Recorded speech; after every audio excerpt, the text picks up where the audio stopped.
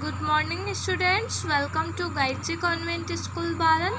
Myself Sania Qureshi is your EVS teacher and this is class of EVS. तो students last video में हमने chapter number 10 start किया था जिसका name था जल ऊपर से नीचे की ओर। तो वो चैप्टर हमारा कंप्लीट नहीं हुआ है क्योंकि हमने लास्ट वीडियो में उसे स्टार्ट किया है। तो स्टूडेंट्स आज हम उस चैप्टर को पढ़ेंगे। तो आइए स्टूडेंट्स आप अपनी बुक ओपन कीजिए और चैप्टर नंबर 10 निकालिए। ओके, तो देखिए स्टूडेंट्स हमने हमारा चैप्टर नंबर 10 निकाल लिया है जिसका नेम था जल ऊपर से नीचे की ओर। मतलब जल ऊपर से नीचे की ओर कैसे जाता है, तो मतलब जो बारिश का जल है वो नीचे ज़मीन पर कैसे पहुंचता है, ये सब हमने पढ़ा था इस चैप्टर में।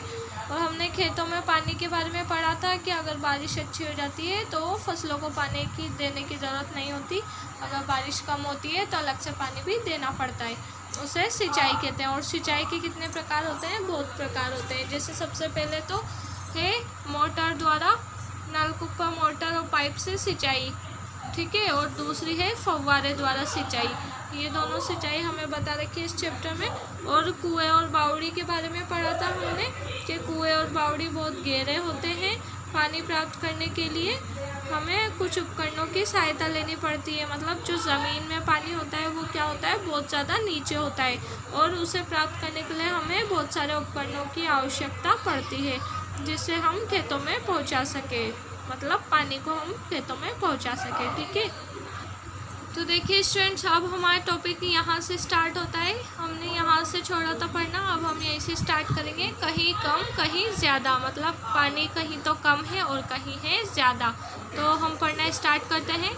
हर फसल के लिए पानी की अलग अलग मात्रा की आवश्यकता होती है। मतलब हर फसल को अलग अलग पानी की आवश्यकता होती है। किसी को कम पानी चाहिए रहता है तो किसी को ज़्यादा पानी चाहिए रहता है। यदि किसान को इसका ज्ञान है तो पानी का समुचित उपयोग किया जा सकता है। अगर किसान को पता है कि कौन सी फसल को कितना पानी देना है तो पानी का उपयोग समुचित मतलब बिल्कुल सही प्रकार से किया जा सकता है। किसी फसल को ज़्यादा पानी देना पड़ता है और किसी फसल को कम। मतलब किसी फसल को तो ज़्यादा पानी देना पड़ता है, मतलब चावल को जैसे ज़्यादा पानी देना पड़ता है, और किसी फसल को कम पानी देना पड़ता है।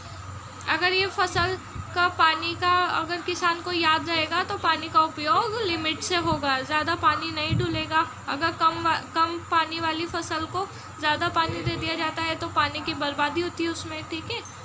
इस प्रकार पानी का अपव्यय रोका जा सकता है। इस प्रकार पानी का अपव्यय मतलब दुरुपयोग रोका जा सकता है। चावल, गन्ना, धान की फसल को अधिक पानी की आवश्यकता होती है। जैसे चावल, गन्ना और धान की जो फसल रहती है उन्हें बहुत सारे पानी की आवश्यकता होती है, जबकि मटर, चना, प्याज, ककड़ी की फसल को कम पानी की आवश्यकता होती है। और जो मटर, चना, प्याज और ककड़ी की फसल है इनको क्या होता है, कम पानी की आवश्यकता होती है, ठीक है। अब हम पढ़ेंगे कैसे चले रहट कैसे चलती है, ठीक है। अब हम स्टार्ट करते हैं। रहट एक पहिए नुमा संरचना है। ये देखो संरचना, ये रहट की संरचना है बिल्कुल पहिए नुमा, मतलब पहिया बना हुआ है। रहट एक पहिए नुमा संरचना है जो उथले कुएं या बावड़ी पर लगी होती है, जो कुएं और बावड़ी पर लगी होती है। इसमें पानी में कई पात्र लगे होते हैं। मतलब पानी में बहुत सारे पात्र लगे होते हैं। जब ये कुएं में पानी के अंदर पहुँचते हैं तो पात्र पानी से भर जाते हैं। मतलब ये पानी के पात्र, देखो बाल्टी लग रही है सब जगह। अगर जब है ना ये कुएं में पहुँचते हैं तो सारे पात्र पानी से भर जाते हैं।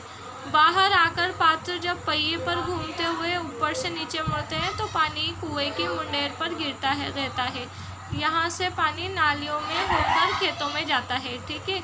इसे चलाने के लिए बैल का इस्तेमाल किया जाता है। यदि बैलों को चलाने के मध्य स्थान पर गन्ने की मशीन लगा दे तो गन्ने का रस तथा धानी लगाने पर तेल निकाला जा सकता है।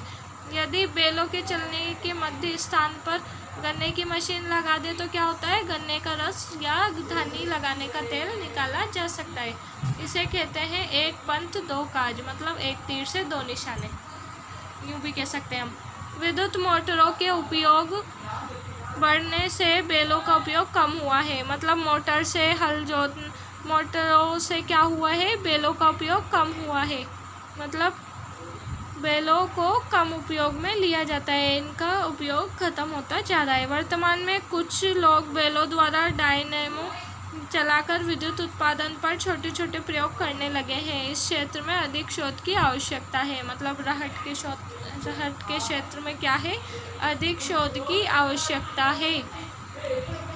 मतलब रहट एक पहिएनुमा संरचना है जिसमें बहुत सारे पात्र लगे होते हैं, और जब इसे कुएं में पानी भरने के लिए डाला जाता है तो क्या होता है, सारे पात्र में पानी भर जाता है और फिर ये कुएं की मुंडेर पर गिरता है।